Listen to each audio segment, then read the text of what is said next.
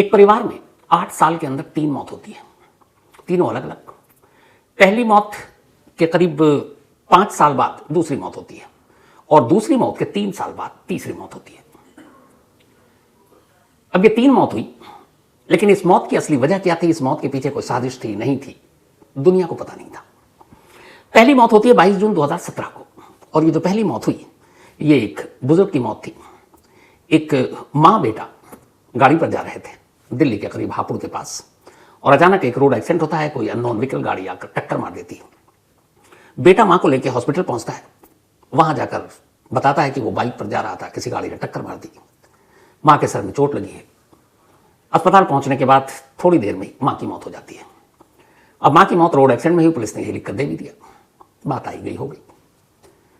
इसके बाद करीब 5 साल बीत जाते हैं। 2017 के बाद 2022 आ गया। वही शख्स अपनी पत्नी को लेकर एक रोज हॉस्पिटल पहुंचता है। पत्नी को डायरिया हुआ था, बीमार थी कुछ दिनों से, और अस्पताल ले गया। अस्पताल ले जाने के अगले दिन पत्नी की मौत हो गई। यहां पे कोई लिखत पढ़त नहीं, बीमार थी, अस्पताल में मौत हो गई। 2022 के बाद 3 साल गुजर जाते हैं। अब इस परिवार में तीसरी मौत होती है। तीसरी मौत उसी शख्स के पिता की थी। अपने पिता को लेकर यह शख्स रात को एक हॉस्पिटल पहुंचता है मेरठ में, और वहां बताता है कि उसके पिता का रोड एक्सीडेंट में चोट लगी है। थोड़ी जिस दिन वो दाखिल हुए उसके अगले दिन पिता की भी मौत हो जाती है। अब 8 साल के अंदर पहले मां, फिर बीवी और फिर बाप, 3 लोगों की एक ही घर में मौत हो गई। और इत्तेफाक की बात है कि इन 3 में से 2 हादसों में, रोड एक्सीडेंट में, सिर्फ बेटा बचा और बीमारी में उसकी पत्नी चल बसी। सब कुछ ठीक था। इस दौरान 2 चीजें बदली। पहली ये कि इन 8 सालों के दौरान इस बेटे ने अपने पिता के करीब 60 के आसपास इंश्योरेंस कराए। उससे पहले मां के कराए, उससे पहले बीवी के कराए। 4 गाड़ियां महंगी महंगी खरीदी लोन पर, और वो सारे लोन उसके पिता के नाम पर थे। अब पिता चल बसे तो लोन भी माफ, सब कुछ ठीक था। अब एक रोज इंश्योरेंस कंपनी में, अलग अलग इंश्योरेंस कंपनियां, ये जो बीमा थे 60, जाहिर सी बात है करीब आधे दर्जन अलग अलग कंपनियों जो लाइफ इंश्योरेंस करती हैं, उन कंपनियों में थे। एक फाइल पहुंचती है अभी सितंबर के महीने में। अब जब फाइल पहुंची तो अलग अलग बीमा कंपनियों ने जब फाइलों को देखा तो उनका दिमाग घूम गया। एक शख्स जिसकी मौत रोड एक्सीडेंट में 1 अप्रैल को हुई थी, कुल 39 करोड़ रुपए का इंश्योरेंस या बीमा उसके नाम पर था। Death certificate, cause of death, सब कुछ बीमा कंपनी के सामने। अब बीमा कंपनी वालों का देख के दिमाग घुमा कि 39 करोड़ रुपए। अब ऐसी कोई रिपोर्ट FIR तो है नहीं, तो पैसे भी देने। अब बीमा कंपनी ने आपस में एक दूसरे के जब उन्होंने देखा तो पता चला कुछ और कंपनियों में भी बीमा है उसी शख्स के नाम पर। उन्होंने जान पहचान के जरिए उनसे भी पता किया तो पता चला कि यार ये तो करीब 60 ऐसे इंश्योरेंस है, और ये सारे इंश्योरेंस पिछले 5-6 सालों में हुए हैं, और इनका सिर्फ प्रीमियम जो है वो 30 लाख रुपए था। अब जब ये सारी चीजें देखी और फिर देखा कि जिसने बीमा कराया, जो नॉमिनी है, उसकी हैसियत क्या है माली, तो पता चला कि वो तो 25-50 हज़ार रुपये महीना कमाने वाला शख्स है। अब 25-50 हज़ार रुपये महीना कमाने वाला शख्स 39-40 करोड़ रुपए का इंश्योरेंस कराए। इंश्योरेंस कराने के लिए आपको प्रीमियम भरना पड़ता है, जितना ज्यादा है इंश्योरेंस उतना ज्यादा प्रीमियम। तो सिर्फ 30 लाख रुपए प्रीमियम वो हर साल कहां से दे सकता है, जबकि उसकी आमदनी तो इतनी है नहीं। अब इंश्योरेंस कंपनी को लगा कुछ गड़बड़ है, पर वो अभी भी कुछ तय नहीं कर पा रहे थे। बस वो जांच कर रहे थे, इंक्वायरी कर रहे थे, उन्हें लगा कि देने तो पड़ेंगे। पर इसी बीच में एक और चीज हो जाती है। एक महिला पुलिस स्टेशन पहुंचती है, पुलिस स्टेशन से SP ऑफिस पहुंचती है, और वहां जाकर वो कहती है कि मुझे अपने पति से खतरा है, मेरा पति शायद मुझे मार दे आने वाले वक्त। पूछा गया क्यों? पहले तो पुलिस वालों ने टरकाया, घरेलू झगड़ा, लड़ाई होगी। तो उसने कहा नहीं, मेरे पति पे इसलिए मुझे शक है, मैं जान बचाकर इस वक्त अपने मायके में रह रही हूं। उसने मुझ पर हमला भी किया था कि उसने 3 करोड़ रुपए का मेरा बीमा कराया, और जहां तक मुझे जानकारी है मेरे पति ने जब जब जिस का भी बीमा कराया वो इस दुनिया में रहा नहीं। तो अब मेरा बीमा हुआ तो इसका मतलब अब मैं भी जाने वाली हूं, इसीलिए आई हूं। अब जैसे ही उस पुलिस वाले तक ये बात पहुंची, उन्हें याद आया कि मेरठ में एक टीम है स्पेशल पुलिस की, जो इसी इंश्योरेंस पॉलिसी को लेकर हो रहे क्राइम पर अच्छा खासा काम करती है। वो महिला आला अफसरों तक पहुंची। इसके बाद उसकी कहानी सुनी गई। अब जो कहानी जब सामने आई तो पता चला कि जो महिला थी उसने बताया कि मेरी शादी कुछ साल पहले विशाल सिंघल नाम के एक शख्स से हुई, जिसकी उम्र है 37 साल। शादी के बाद पता चला कि मैं उसकी चौथी बीवी हूं, लेकिन इस दौरान जब मैंने अपनी तरफ से छानबीन की तो जो मेरे पास जानकारी है वो ये कि मैं उसकी चौथी नहीं, शायद 14वीं बीवी हूं। यानी उसने मुझसे पहले 13 और शादियां की। लेकिन उसकी बीवियों का क्या हुआ मुझे नहीं मालूम। हाँ, पहली बीवी के बारे में हम सबको जानकारी है कि बीमारी से उनकी मौत हो गई थी। अब जब पुलिस ने यह सुना, फिर यह भी सुना कि अभी 3 करोड़ रुपए का बीमा कराया बीवी का, पुलिस का भी दिमाग घूमा। अब इस दौरान में उधर इंश्योरेंस कंपनी अपनी तरफ से तफ्तीश कर रही थी। अब पुलिस ने इंश्योरेंस कंपनी को अलग अलग अपने तरीके से पूछताछ करनी शुरू की कि विशाल सिंघल की फैमिली में कब कब किस किस का इंश्योरेंस हुआ है, नॉमिनी कौन है, कितने कितने का हुआ है। जब ये सारी इंक्वायरी सामने आई तो एक अजीब कहानी सामने आई। पता चला कि 22 जून 2017 को हापुड़ में जो रोड एक्सीडेंट हुआ था और जिसमें जो बुजुर्ग महिला मरी थी वो विशाल सिंघल की मां थी। विशाल सिंघल की मां का भी बीमा हुआ था और विशाल सिंघल की मां की मौत के बाद पॉलिसी के तौर पर 25 लाख रुपए विशाल सिंघल को मिले, जो उसने उनका इंश्योरेंस कराया था, 25 लाख। ये एक टेस्ट था जो उसने अपनी मां पर किया था कि इंश्योरेंस कराते हैं, इसके बाद मां की मौत हो जाए तो फिर बीमा की रकम इजीली आती है कि नहीं। अब उसने असल में अपनी मां के सर पर वजनी चीज मारी, सर पर गहरी चोट लगी। इसके बाद वो अपनी मां को लेकर खामोशी से हॉस्पिटल पहुंच गया।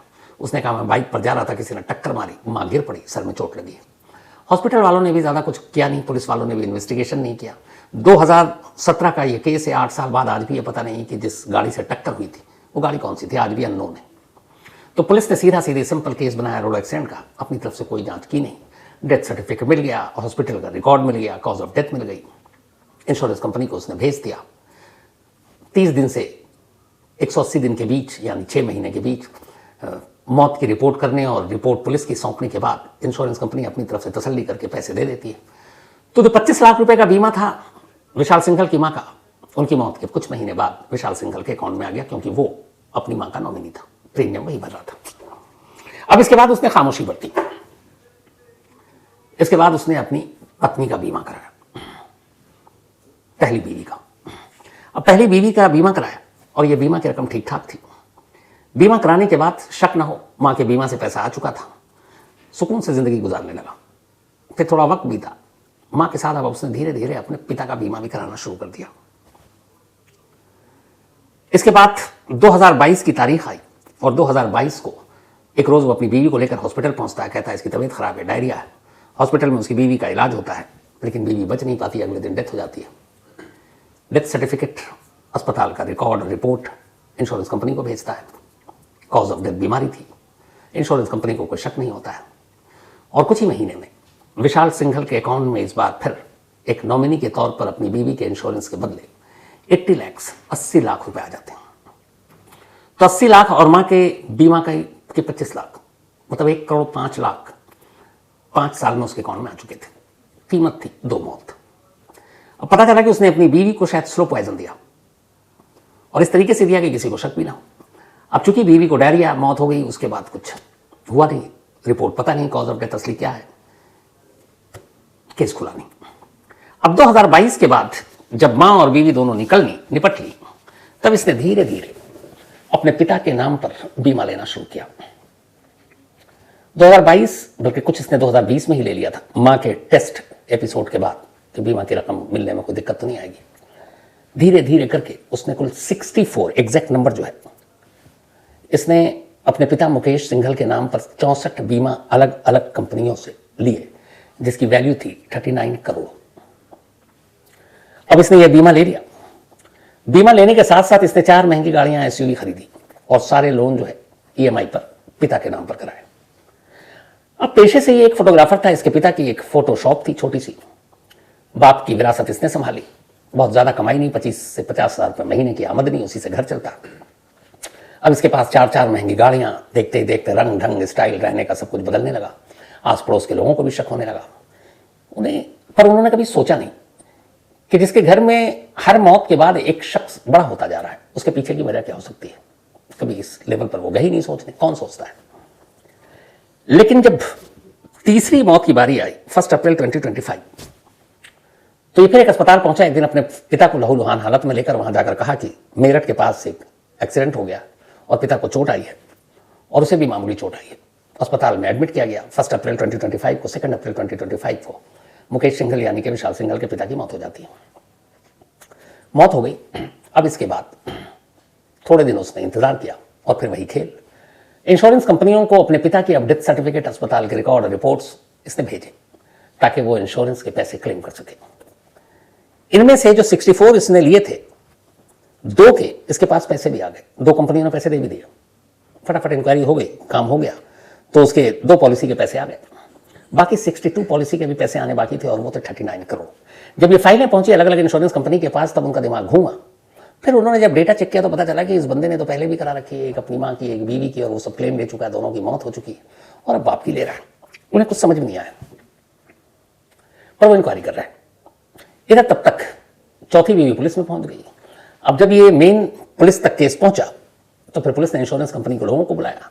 जब बुलाया तो उन्होंने कहा कि हम खुद ही इस मामले में परेशान हैं, क्योंकि एक तो इतने सारे इंश्योरेंस हैं, एक ही शख्स ने कराए हैं, एक ही शख्स के नाम पर, और उसकी माली हालत ऐसी नहीं है। हमें इसीलिए शक हुआ कि आमतौर पर जो बड़ी पॉलिसी लोग लेते हैं वो अपनी माली हैसियत के हिसाब से लेते हैं कि प्रीमियम भर सकें, और एक लंबे वक्त तक भरना पड़ता है। लेकिन इस शख्स की कोई फाइनेंशियली अच्छी पोजीशन भी नहीं है, लेकिन पॉलिसी बड़ी बड़ी है, और 39 करोड़ की पॉलिसी बहुत बड़ी होती है। तो हमें इसका पूरा जब हमने बायोडाटा देखा तो उस पर शक हुआ, और 2 इसने पहली पॉलिसी जो क्लेम किया, 2 मौत हुई तो और भी हुआ। अब पुलिस ने कहा कि ठीक है, अब छानबीन करते हैं। अब पुलिस ने जब छानबीन की तो पता चला कि हाल के वक्त में 4 गाड़ियां, टोयोटा लेजेंडर, निशान मैग्नाइट, ब्रेजा, रॉयल एनफील्ड और एक, ये सब लोन पर ले रखा और अपने पिता के नाम पर। अब उसकी स्टेटमेंट देखेगा, उसकी कमाई, तो पता चला ये तो है नहीं। फिर पुलिस ने विशाल सिंघल की कुंडली खंगालनी शुरू की, और आखिरकार अभी विशाल सिंघल को अरेस्ट किया। अरेस्ट करने के बाद उससे पूछताछ हुई। जब पूछताछ हुई तो उसने एक साथ 3 कत्ल की बात कबूल की। ये कैसी औलाद है जिसने सिर्फ लालच में, जिन्होंने पैदा किया अपने माँ बाप दोनों को मारा, अपनी बीवी को मारा, और इसकी बाकी की पहली बीवी और चौथी बीवी के तो किस्सा आपको सुनाए, जो दूसरी और तीसरी हैं रिकॉर्ड पर, वो कहाँ है कुछ पता नहीं। अब ये भी है कि वो इस दुनिया में है भी कि नहीं, क्योंकि जो शख्स पहली बीवी का बीमा करा सकता है, 80 लाख रुपए वसूल सकता है, जिसके मुंह खून लग चुका है, जो पहला ही बीमा के नाम पर अपनी मां को मारा हो, वो दूसरी और तीसरी पत्नी को कहां बख्शने वाला। पुलिस अब उससे दूसरी और तीसरी पत्नी के राज को उगलवाने की कोशिश कर रही है, और चौथी की मौत की तैयारी थी। पिता के बाद इस घर में जो चौथी मौत होने जा रही थी रिकॉर्ड पर तो बाकी अभी पता नहीं दूसरी तीसरी का, वो इस चौथी पत्नी का था। लेकिन चौथी बीवी थोड़ा सा किस्मत ने साथ दिया। हुआ यह कि जब पिता की मौत हुई तो पिता की मौत के बाद उसने देखा कि बहुत सारे इंश्योरेंस कंपनी के लोग घर आ रहे हैं और पूछताछ कर रहे हैं, हाँ भाई कैसी तबीयत थी, क्या हुई थी उस दिन, क्या हुआ था, एक्सीडेंट कैसे हुआ। अब घर में बीवी है तो वो भी ये सारी बातें सुन रही है। तो जब सुन रही है तो उसने उससे पूछा कि ये क्या है, क्यों लोग आ रहे हैं। तो उसने कहा इंश्योरेंस कराया। तो उसने कहा ये सारे, बीवी भी पढ़ी लिखी उसकी, ये अलग इंश्योरेंस कंपनी, ये अलग अलग, कितने इंश्योरेंस है। तब उसने ये सोचा कि बीवी उसका साथ देगी। उसने कहा कि देखो हमने बहुत सारी पॉलिसी ले रखी है और करीब 40-50 करोड़ रुपए हमारे पास आएंगे, तुम्हें हमारी मदद करनी पड़ेगी। जो भी इंश्योरेंस कंपनी वाला है, जो भी मैं कहूँ वही बोलना, तो जल्दी सारे पैसे क्लियर हो जाएंगे, और वरना तुम्हारा अंजाम ठीक नहीं होगा। अब उसे लगा कि कहीं पति ने जानबूझकर तो ये पॉलिसी नहीं की थी। फिर उसे अपनी सास की कहानी याद आ गई कि मरी थी और वो इंश्योरेंस के पैसे मिले। पहली पत्नी की उसकी याद आई। फिर उसके पसीने तब छूटे जब अचानक खुद पति ने उसको बताया कि तुम्हारा फ्यूचर और ये सारी चीजें मैं सोचता हूं मेरे बाद क्या होगा, तो मैंने तुम्हारे भी 3 करोड़ का बीमा करा दिया। अब जब घर में ससुर के बीमा की इंक्वायरी के लिए इंश्योरेंस कंपनी वाले आ रहे हैं तो अचानक चौथी पत्नी के दिमाग में उसके 3 करोड़ का बीमा घूमने लगा, और फिर उसे लगा कि कुछ तो गड़बड़ है, क्योंकि इससे पहले इस घर में जिसका भी बीमा हुआ वो दुनिया से ही निकल लिया। वो घबरा गई। उसने कहा मैं तुम्हारा साथ दूंगी नहीं। दोनों में झगड़ा हुआ। इत्तेफाक से उसने अपने घर वालों को फोन किया, पिता और भाई आए और उसको लेकर चले गए, और उसकी इस तरह से जान बच गई। फिर वो पुलिस के पास पहुंची। अब जब ये सारी कहानी सामने आई तब उसने उससे पूछा, तो उसने कहा कि मैंने अपनी मां के सर पर वजनी चीज मारा, उससे उसको कत्ल किया, पिता को मुंह दबाकर मारा, और मारने के बाद मैं हॉस्पिटल ले गया था और फिर उनके सर पर भी वार किया।